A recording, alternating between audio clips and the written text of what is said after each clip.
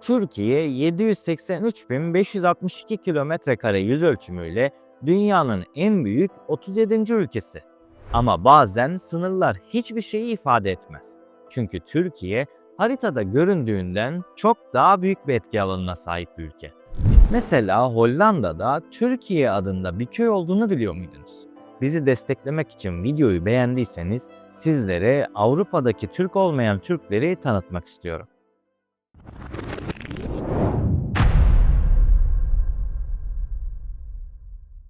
İlk durağımız İspanya ve Türk olarak bilinen Deportivo La Coruña taraftarı.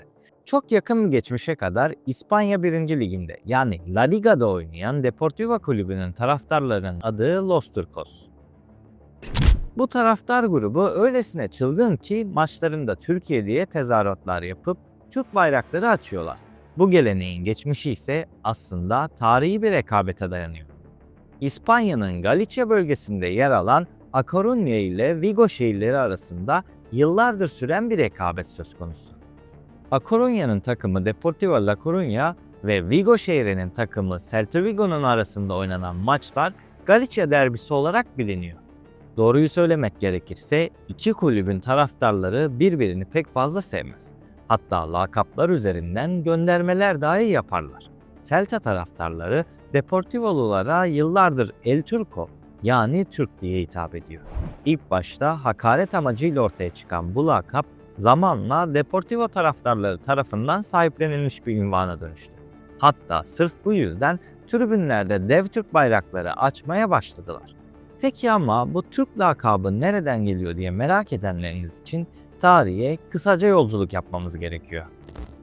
Barbaros Hayrettin Paşa Akdeniz'de hükmettiği sıralarda dünyanın en büyük Hristiyan devleti olan İspanya'yı yaptığı baskın ve savaşlarla sarsıyordu. Bu durum İspanyolların hoşuna gitmiyordu ancak buna rağmen Galicia bölgesindeki İspanyollardan bazıları Barbaros Hayrettin'e yardım etmeyi tercih ediyordu. İşte Vigo halkı bu yardımı ihanet olarak yorumladığı için La Coruñalılara Türkler diyerek dışlamaya başladı. Buna karşılık A Coruña halkı da Vigolulara Portekizlilere yakınlıkları sebebiyle hain manasına gelen Portekizli yakıştırmasını yaptı. Gelinen noktada Los Turcos lakabı Deportivolu taraftarlar tarafından benimsenmiş durumda ve taraftarlar Türk gibi güçlüyüz şeklinde tezahüratlar yapmaya devam ediyor. Öyle ki yakın geçmişte TRT Avaz'a konuşan dönemin kulüp başkanı Augusto César Lendeiro, Türk bayrağı size ne hissettiriyor sorusuna biz Türk'üz diye cevap veriyor ve devamında şu cümleleri kuruyor. Eskiden bu lakap sayesinde bizimle dalga geçmek istemişler. Ama büyüklerimiz bu lakabı sahiplenmiş ve şimdi stadyumda her maçta Türk bayrağı açılıyor.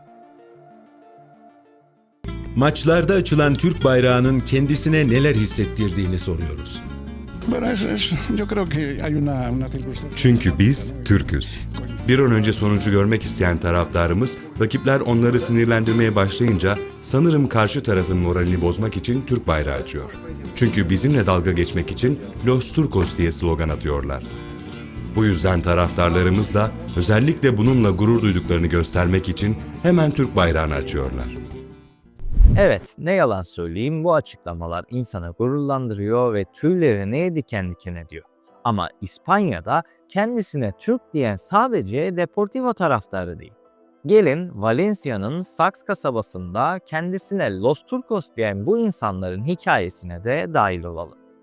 Valencia'da düzenlenen bu festival aslında Sivas doğumlu olan kasabanın azizi Blas anısına 1627'den bu yana yapılıyor. Hiçbir kan ya da kültürel bağ olmamasına rağmen buradaki İspanyollar da kendilerini Türk gibi hissediyor. Üstelik ilk kez 4 Şubat 1920'deki festivale katıldıklarında bayrakları dahi yokmuş. Ertesi yıl fasıllardan aldıkları bilgilerle 8 uçtan oluşan yıldızlı bir Türk bayrağı dikmişler. Ertesi yılsa 5 uçlu yıldız dikip festivali bu bayrakla devam ettirmişler.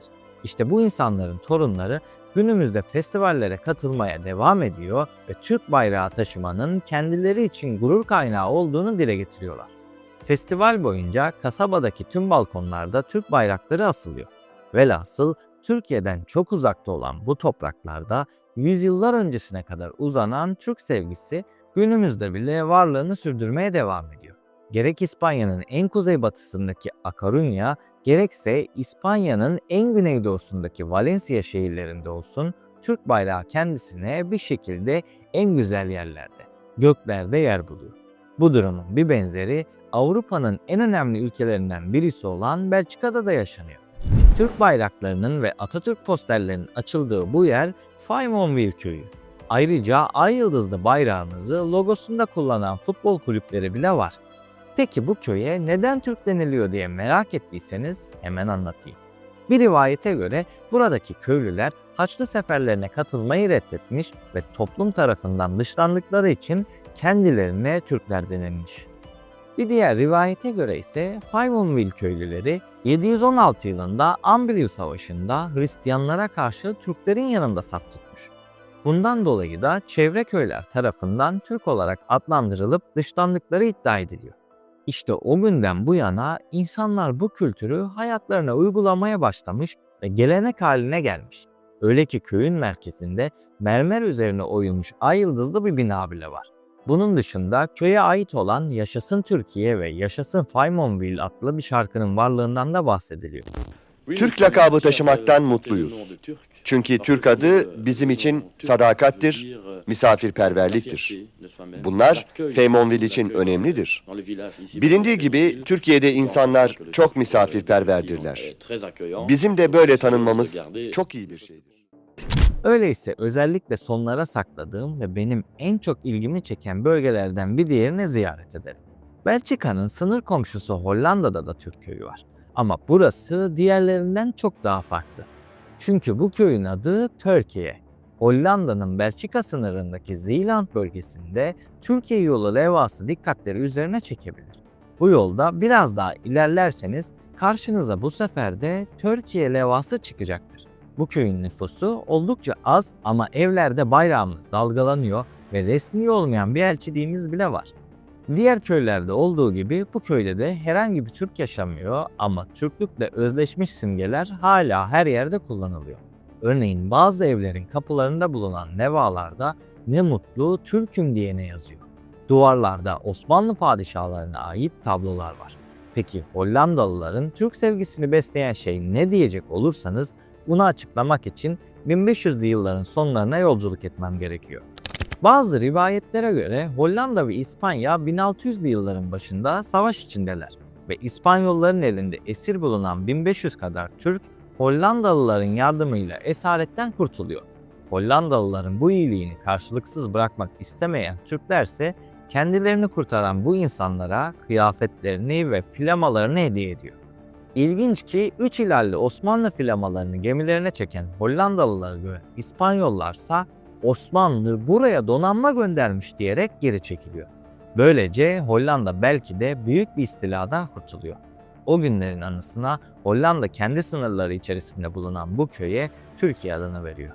Bu olaylardan yıllar sonra köye gelen ilk Türk ise rahmetli Barış Manço oluyor. Hatta Barış Manço 7'den 77'ye adlı programının bir bölümünü de burada çekiyor. Hadi ben Türk'üm. Peki siz de hakikaten Türk müsünüz? Türk değil, Türkiye'liyiz. Türkiye'ye hoş geldiniz. Hoş bulduk. Peki burada kaç kişi yaşıyor bu Türkiye köyünde? Gündüz nüfusu 15 kişiyiz. Desenize bizim 7'den 77 ekibi sizden daha kalabalık bu akşam. Ama yaz aylarında buraya bol bol turist gelir. Türkler buraya film ve fotoğraf çekmeye ve buradan hatıra eşya almaya geliyorlar. Tabii onları gördükçe çok seviniyoruz. O bölümde konuk ettiği Hollandalı tarihçi Arca Willebeurs ise şu cümleleri kuruyor. Bizde şöyle bir cümle var. Türkleri Papa'dan daha çok severim. Bu cümleyi sıklıkla kullanırız. Çünkü İspanyollar Katolikti, Hollandalılarsa Protestan. Biz Türkleri Katoliklerden üstün tutuyoruz. Bu açıklama gerçekten ilginç bir açıklama. Öte yandan bölgedeki Osmanlı izleri bununla da sınırlı değil. Türkiye adlı köye sadece 15 dakika uzaklıkta Saint Anna Termuden adlı kasabanın da Osmanlı ile ilgili bir öyküsü var. Burada şu anda Türk yok. Hiçbir zaman da Türk olmadı ama kasabanın sakinlerine yine Türkler deniliyor. Bu olayın hikayesi de oldukça ilginç. 1600'lü yıllarda bölge halkı zor durumdaki bir Osmanlı ticaret gemisine yardım etmiş. Gemidekiler padişaha durumu anlatınca padişah bu halkı İstanbul'a davet etmiş. Davete icabet eden Hollandalılara gümüş bir hilal hediye edilmiş ve daha sonra kasaba sakinleri bu hilali kasabanın armasına dahil etmiş. İşte o gün bugündür bu köyün halkı Hollanda'nın Türkleri olarak biliniyor. İnanın bana daha anlatacak onlarca hikaye var. Tüm bunlar köklü tarihimizin günümüze yansımalarından sadece birkaçı. Eğer bu serinin devamının gelmesini istiyorsanız videoyu beğenerek bizi destekleyebilirsiniz. Konu hakkındaki fikirlerinizi yorumlarda bekliyorum. Tercüman YouTube kanalına abone olmayı unutmayın. Bir sonraki videoda görüşmek üzere. Kendinize iyi bakın. Sağlıkla ve barışla kalın.